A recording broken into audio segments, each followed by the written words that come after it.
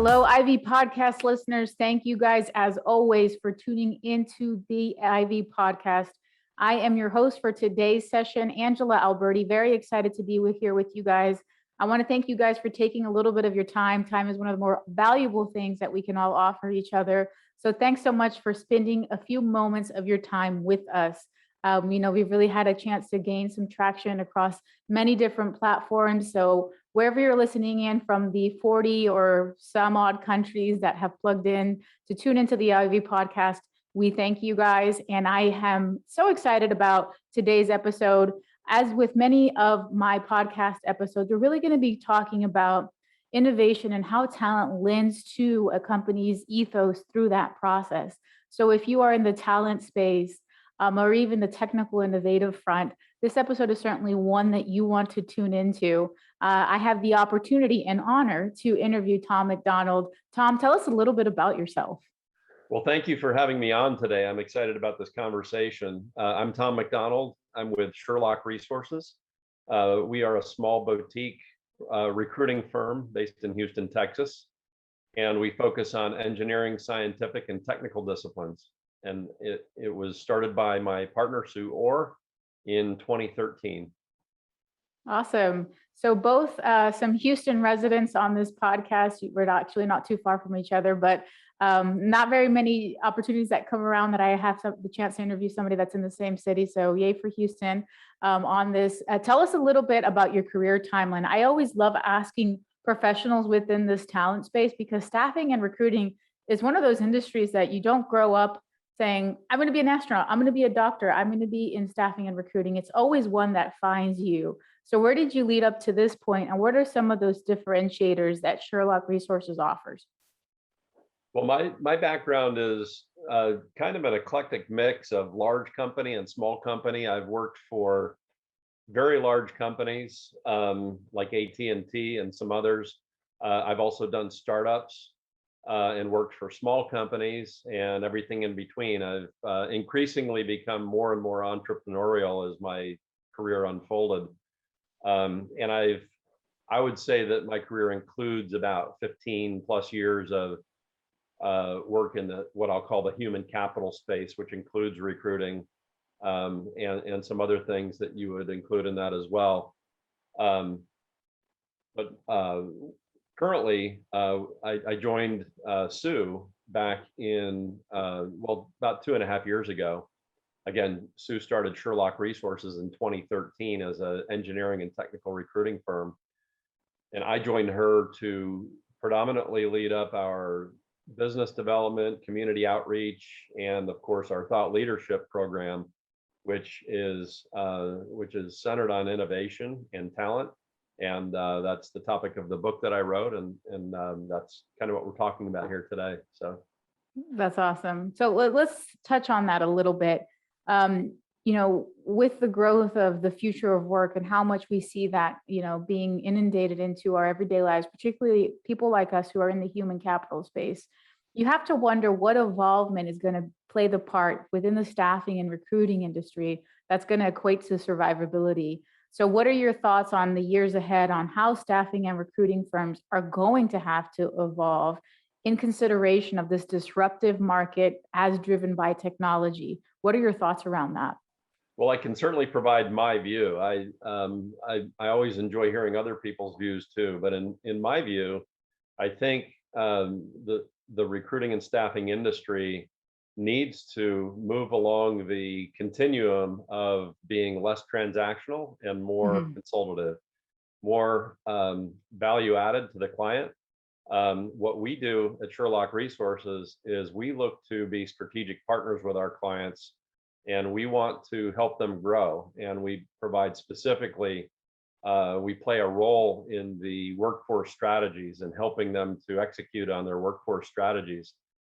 We view it more as a partnership and more as a shared goal with our client, more so than a transactional view, which says, we have a job opening. Can you send us some resumes? Can you fill this order? We tend not to work like that or think like that or operate like that. Okay, and that's really interesting to hear because a lot of the time, when we're on these calls, I think staffing and recruiting has somewhat garnered this notoriety.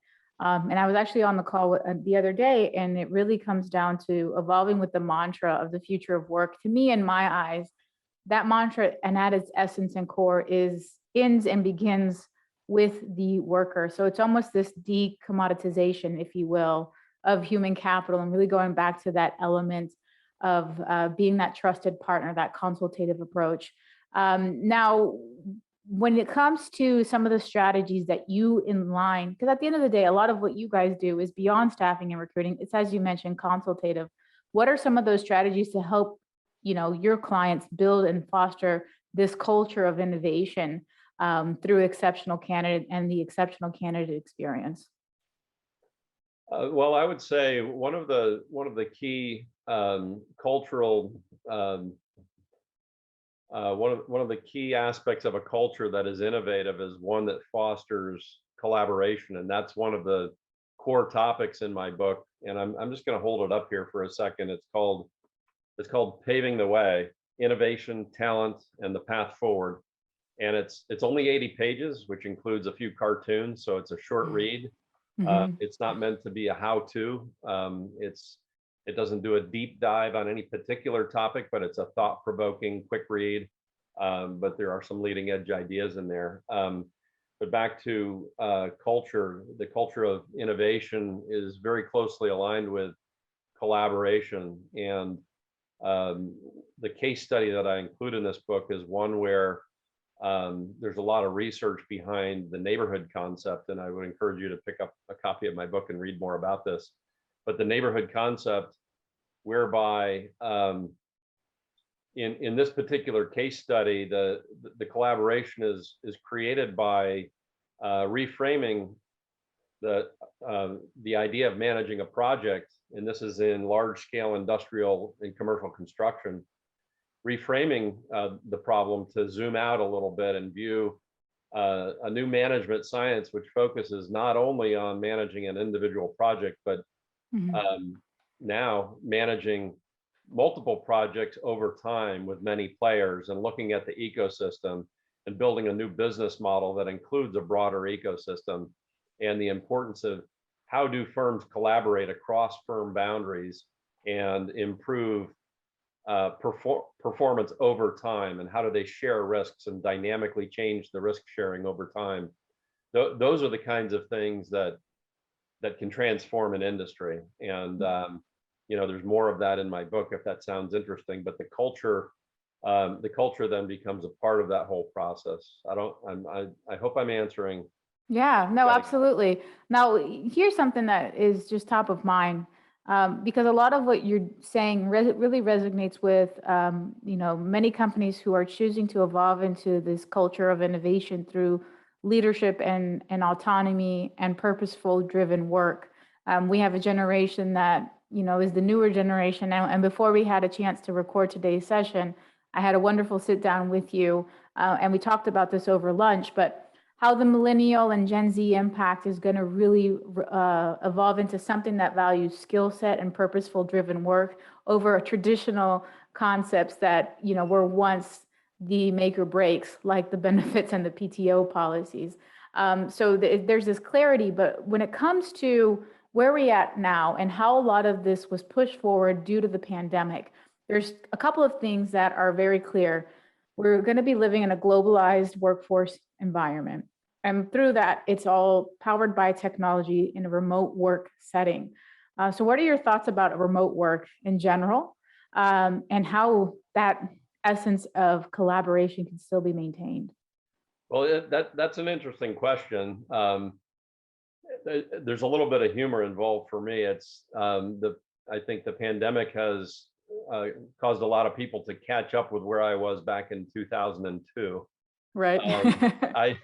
So you've I been doing it for a while. I experienced very heavy duty remote work back in the early 2000s when I worked for a global company, and we were setting up operations in India. And so I was an integral part of a team that deployed functionality into multiple locations. Actually, it was India, it was Canada, it was the Philippines, it was other places too. And so I experienced a very heavy dose of that back then, and that was before a lot of the technology that's out now was Mhm. out there. But we did have some technology. We had enough, and it certainly worked, and we were very successful with that. Um, and so it's kind of humorous to me when I see now the rest of the world is realizing what I've known for decades. And it's not just me. I mean, many people have been in these situations where they've been collaborating across huge geographies for decades now. So many people already knew this, but I think there were a lot of business environments that hadn't realized that or hadn't experienced it, and so I think it drove a lot of situations that weren't there before, and so I think it's all very positive. Um, Right. I'm not saying COVID is positive. I'm saying the one of the outcomes of people learning how to work remotely is positive for sure. What disregarding the cause of that.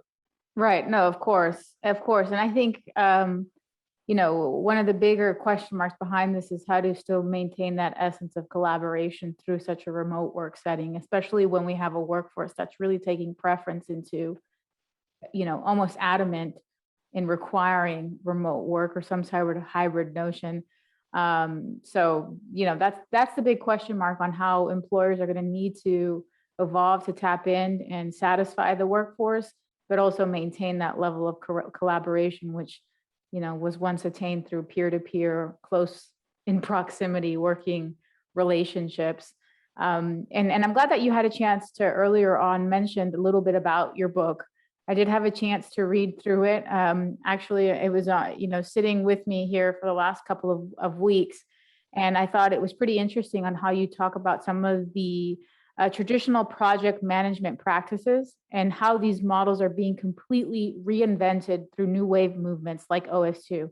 So can you walk us through a little bit of that? And, maybe for the listeners out there that aren't project management professionals and experts, like myself included, give us the fundamental breakdown of really what that is. I'll try to encapsulate that here in a few minutes. We did a panel discussion that I put together back in April for the Project Management Institute for both the Atlanta and the Houston chapters, and that went over very well. But in a nutshell, OS2 that you referred to is the initiative primarily led out of the University of Texas at Austin, but other places as well. There's the Construction Users Roundtable, the Construction Industry Institute, and Mhm. a private commercialization arm called Prairie Dog. And there's a consortium of tens of companies that have invested in this research and practice, deploying a multifaceted approach to completely reimagining the business model for large scale construction, meaning infrastructure type things. So it could be bridges or dams or roads, but it could be the construction of a refinery or a chemical plant, very large, multi-million, even billion or multi-billion dollar type projects where you Mm. have, potentially over 1,000 players in the supply chain, executing on these projects. And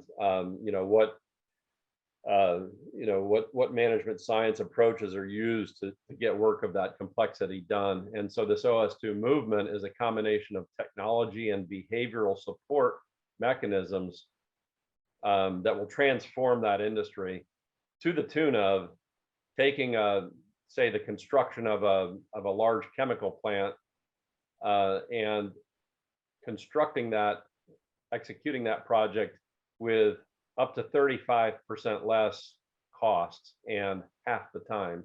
So we're Mm. talking about societal impacting change, Mm. very high impact innovation, which is why I chose that example for the little mini case study in my book, because it's an enormous impact and it's very innovative in terms of the approach and the way that it triangulates not only the technology components, but also the behavioral side of that as well, and new approaches to collaboration and risk sharing, which I mentioned before.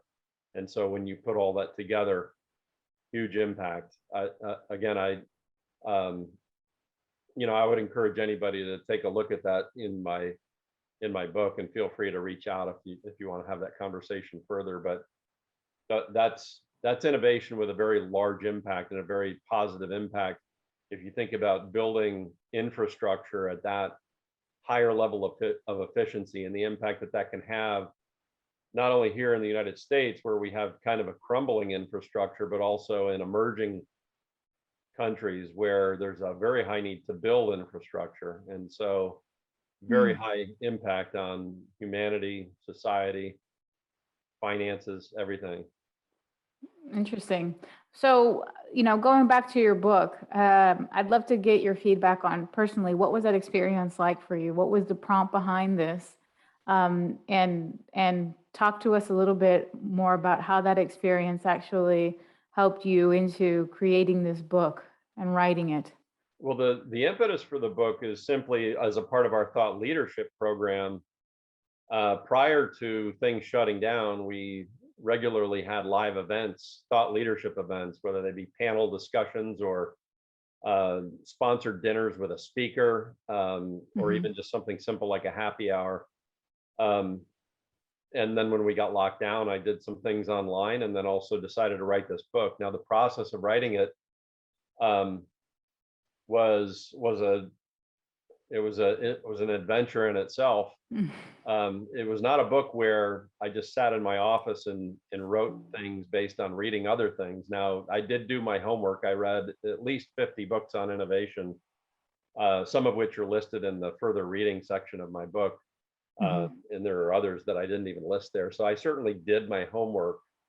But the book really came out of meeting people and talking to people that are involved in this innovation.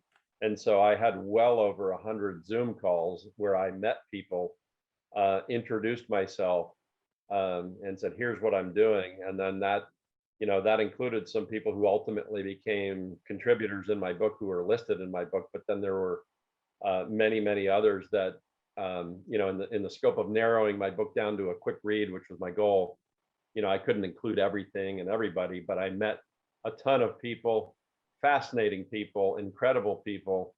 Um, Innovation is alive and well. Trust me, I've Right. seen it, and so that was the process. It really came out of my conversations with people more so than textbook type research. Interesting. So, as we are ultimately wrapping up today's session, Tom, I'd love for our audience to kind of pick your brain a little bit on this. What is your content diet? What are some of the things that you wake up to and read and digest and internally and intellectually form you into the person you are today? What are some of those, tidbits that you're looking into every day? Oh, Mm. I mean, you probably don't even want to know. This morning I was up at 5 o'clock reading information theory, Oh, uh, wow. which is that's a whole field in and of itself that underpins new approaches in the hard sciences like physics, as well as very very significantly challenges the underpinnings of the social sciences, particularly economics, um, and just provides a different window into how to view different things. It's information theory. So that's what I was reading at 5 o'clock this morning. But I mean, I read all kinds of stuff. I talk to people. I read books, articles, blogs. I listen to podcasts. I soak in a lot of information, and I also, you know, work very hard within Sherlock Resources too. So it's I typically have full days. So Yeah, absolutely. Absolutely. It's funny that I've spoken to so many people through the wonderful opportunities we've been giving on this platform. And the consistency has always been that, a lot of the content diet is garnered through those everyday conversations that they have with people that, are within this certain particular niche that they feel passionate about, like yourself, and what it's done to lend itself into this book, through these interviews and through these basic questions and conversations that you've been having with people. So it's really interesting to hear you say that as well. Now, what is a way that our audience can get a hold of you? If we want to find Tom McDonald, what is the easiest way for us to do that? the quickest way to go is to go on LinkedIn and find my profile and send me an invitation and connect, and then send Awesome. me a note. Awesome. And I believe my email address is on my LinkedIn profile, I think. but I mean, certainly connect with me on LinkedIn, and Great. I'd be happy to connect. Great. Well, any closing remarks as we wrap up today's session, Tom? No, just thank you for having me on. I like having the opportunity to share my enthusiasm for innovation and how it ties to talent specifically, and maybe some other time we can get more into how talent will impact new ways of doing business in the future. That's a whole other animal. But these are things Absolutely. that I'm passionate about, and it ties directly into what we do here at Sherlock Resources and how we operate. We want to help businesses grow and succeed through talent, and through innovation, and through working with our clients and being creative and helping them with the challenges that they have and helping them succeed. Wonderful. Well, thank you, Tom, for sitting down with us today and allowing us a chance to ask you a few questions. Thank you to our listeners as well for tuning in. That wraps up today's session. We will catch you guys on the next Ivy Podcast episode. Thanks, everyone. Thank you.